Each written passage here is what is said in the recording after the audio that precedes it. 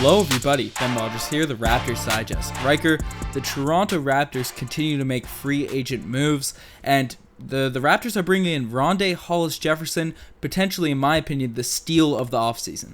The steal of the offseason. Well, Ben, we're going to have to break this down wholeheartedly because a lot of people are going to have criticisms that both Stanley Johnson and Rondae Hollis-Jefferson, they played together in university. They both had high expectations coming in as long, athletic defenders, and both sort of underachieved. I think Stanley Johnson more than Rondae Hollis-Jefferson, but I think that with the developmental staff that we have, and that's going to be the pivotal key here, right? Whether or not they become rotation pieces, we're bringing them into an environment where they can both thrive. And I agree with you. Rondae Hollis-Jefferson, to date, has had a better career in the NBA. Super inconsistent, a little bit injury-riddled, but he has some upside, Ben, and that's what we're going to talk about. Certainly. So if you look at his stats from last season, it looks like he had a regression. It looked like he was on a trajectory where he was going to fulfill his potential as an athletic wing that was learning how to score and obviously be the defender he was touted as coming into the league, and his jump shot was improving. But last year, he didn't live up to expectations. He averaged 9 points per game, still had solid rebounding numbers, 5 a game for a small forward. His three-point percentage went down to 18%, which is pretty rough, and didn't have the greatest field goal percentages. His shooting splits just weren't really there, even shooting 64% from the free throw line. Now, this is pretty poor, but if you look at some of the stuff that was going on with the Brooklyn Nets that last season and through Rondae Hollis-Jefferson's career, he even came out and said that last year was a roller coaster of a season with various injuries. And, he's quoted on saying sometimes when you get hit in the face with adversity, and that's just God seeing how well you bounce back. And now Rondae Hollis-Jefferson has a chance to bounce back because I mentioned, he was on a trajectory that looked like he was going to become a very strong NBA player. In his third season, the season prior to last, he was averaging 14 points per game, 7 rebounds, 3 assists, almost a block a game, with almost close to 50% shooting from the field in terms of 2-point range. His 3-point percentage still wasn't there, but better than 18% at 24. But showed that he could be a very solid scorer in this league and obviously play phenomenal defense. Riker, you brought up the developmental staff. Could, the coaching staff, Nick Nurse, get the most out of this guy and bring him back on the trajectory to a very solid two-way player in this league? I think absolutely, Ben, because you look at Rondae Hollis-Jefferson's highlight reel, and it's basically all highlight reel blocks, which is something that is pretty endearing for me as a guy that you're bringing in to fill in one of the best defensive players in the NBA slot, right? Because he's going to come into that Kawhi Leonard position. So whether or not he comes in and starts fighting for OG's minutes, or I guess getting a good competitive rivalry between himself, Stanley Johnson, OG, there's going to be Patrick McCaw, there's going to be a bunch of players that we're going to be talking about. But it's the same way that you said. If you look at his numbers, right, because you can almost discredit last season because it was up and down for him. But he was on an upwards trajectory, right? He was getting decent minutes on a decent squad, right? They were starting to work their way up. He's shooting by far the best percentage between the new guys that we've acquired in terms of the field. Now, 3-point shooting is dismal, but albeit he's shooting less than 1 per game, roundabouts. So a guy with that kind of motor, you can draw parallels between him and Pascal Siakam in the terms that Pascal Siakam came in very raw with a high engine, virtually could not take an attempt from outside the 3-point line, really had no jump shot mechanics whatsoever. Whether we're going to be that patient with Rondae Hollis-Jefferson to allow him time to develop is yet to be seen, especially when you want to make an impact as a championship contender. And that's going to be the challenge this entire season long, is how quickly can you get value from these players that you're bringing in. But I could see him actually being pretty good at some point.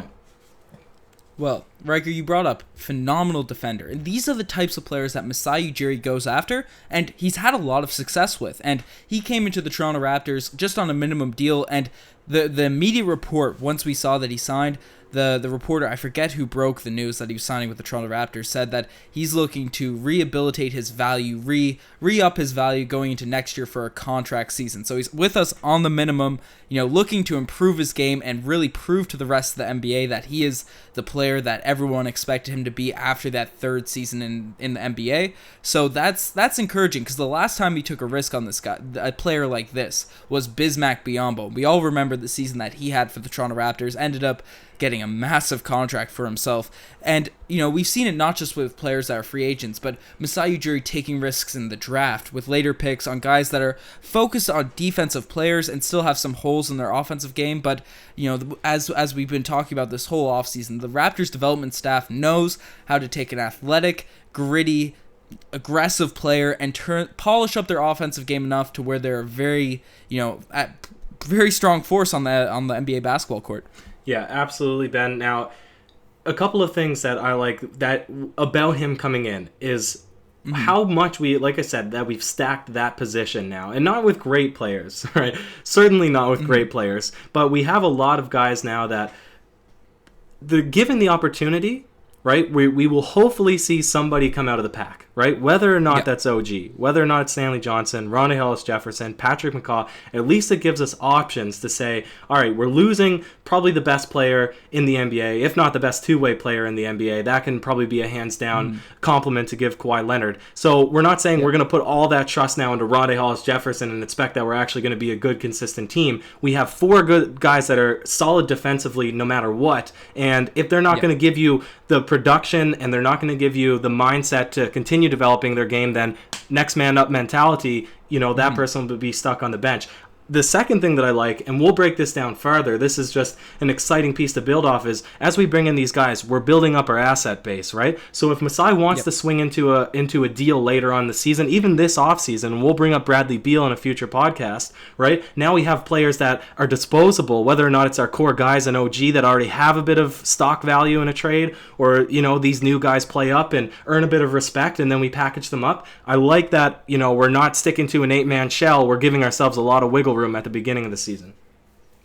Certainly, it's always good to have versatile players, especially the wing position, because when you can defend, you can play at least the 2, the 3, and the 4 in the current NBA, right? You can be slotted into whatever position it's expected of you, and this spot is completely wide open. None of these players are going to step in and be Kawhi Leonard and take that limelight and anything like that. But the only people in our starting lineup that are for sure established right now going into next season, I think it's exclusively Pascal Siakam and maybe Kyle Lowry, but Fred VanVleet's going to be knocking on the door for some minutes. And the common theme with the players that Masai Ujiri currently has been filling into this Toronto Raptors roster is all scrappy guys. All guys that are fighting, defensive-minded, and that are looking to prove themselves in the NBA. And you brought it up. When you got a crop of players like that, one of them, you just got to hope one of them comes out of the muck and proves to the team, proves to Nick Nurse that they deserve the minutes, that they've polished their game to the point where they can put the ball in the court as well as defend, now, guard, I got a question and all for you, these types Ben. of things. I have a question because we have Stanley Johnson and Rondae Hollis-Jefferson. They both played together in Arizona and University. They were in the same draft class. Stanley Johnson going 8th, Rondae Hollis-Jefferson going 23rd. Both with defensive identities, haven't really found their way yet on offense. You could say the exact same thing about Patrick McCaw. We'll have a full video breaking him down as well because we've re-signed the 3-time 3-year champion. But all defensive guys. And you could also say the same about OG Anunoby. And none of them yet have really shown that they are a shot creator. None of them have shown that they're consistent in making any sort of shot. Who do you see taking the biggest stride? Who do you see being the 1 and 2 guy out of those 4? The 1 and 2 guy, I think the one guy is going to be OG Anunoby. I think what he showed the rookie season, just how he was able to guard. I've never seen a rookie come in and have that mentality just on the defensive end of wanting to guard the best player on the other team, and his ability to down. He wasn't super consistent from 3 his rookie year, but he seemed to hit the big ones. We remember that playoff series against the Wizards, even a couple games against LeBron. Game 3, I think, against the Cleveland Cavaliers, OG hit a clutch 3 that would have won us the game if it wasn't for LeBron's fadeaway in the corner. OG just got this mindset that has won me over. Last season was a bit of a write-off due to injuries, all the stuff that happened, but that rookie year, he convinced me that he's going to be a player in this league, whether it's a star, whether it's a starter. I think he's just got the mindset to really be a starter, be a guy that's to be feared in the NBA. So I think OG is going to take that leap next year. But if I had to choose a second guy, and this is why I say he's the steal of the offseason, Rondae Hollis-Jefferson. Now, I know his jump shot is probably the most shoddy out of all of the 4 players we mentioned, but I think he has the most polished rest of his game. I think the rest of his game, he's shown that he has a handle. He's able to pass the ball. His defense is there as well, like all four of the players. But the way that he gets to the rim and his spin moves and his finishes around the rim, I've been really impressed from what I've seen of not just highlights, but of the few games we've seen him play against the Toronto Raptors. He looks like a guy that can really slash the rim and has the best handle out of these players. And the one thing that a lot of people discredit OG and McCall last season was when they're on the court, they have the intangibles. They have the 3-point shot and the everything you want. If you had a mix of good attributes to put into a basketball player, you'd say that OG and McCall have a lot of those assets, but they didn't look super comfortable in the game. And I think a lot of that with OG specifically was the fact that he didn't get a lot of run and the injuries. He just couldn't get into a rhythm.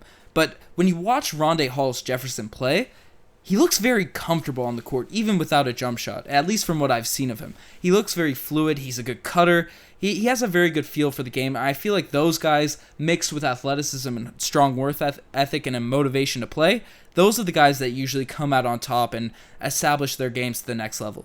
Yeah, and Ben, you'll be shocked to hear me say this, but I'm glad that Nick Nurse likes to run, for this situation only, I'm glad that Nick Nurse likes to run a 10 to 12-man rotation during the regular season. And it feels dirty coming out of my mouth, but the simple fact is they're all going to be given the opportunity to get minutes, right, throughout the regular season, especially coming off the bench. And they're all big, they're all long, they're all athletic. We're saying that Stanley Johnson is, almost 250? He's got a bit of weight on him. Yeah, Stanley Johnson's a bigger fellow. He's a bigger fellow. Rondae Hollis-Jefferson, pretty muscular. Patrick McCaw, you can slide down to the 2. They're all going to get minutes, and they're all going to get run. So the question is, it's exactly like you're saying, who's just going to relish the opportunity? Who's going to seize the moment and step up and become the next big-time starter? Not necessarily big-time, but just the next competent starter. And then the rest of them will still be able to showcase what they have on the bench. And then, like I said, it'll be good because we'll have a lot of people to work with, and then we'll tighten up as the time comes, and Nick Nurse will do what he does best. Certainly. And you brought up the 10, 12-man rotation, and that's something we did last season as well. People kind of tend to forget about that. Nick Nurse ran a lot of players to figure out what lineups worked.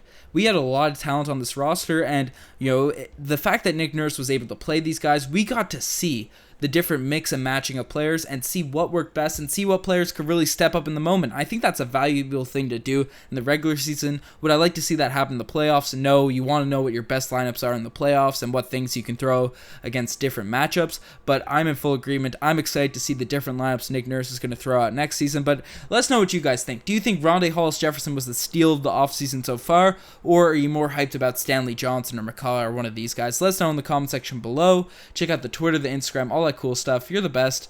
Ryker, do you have any last words?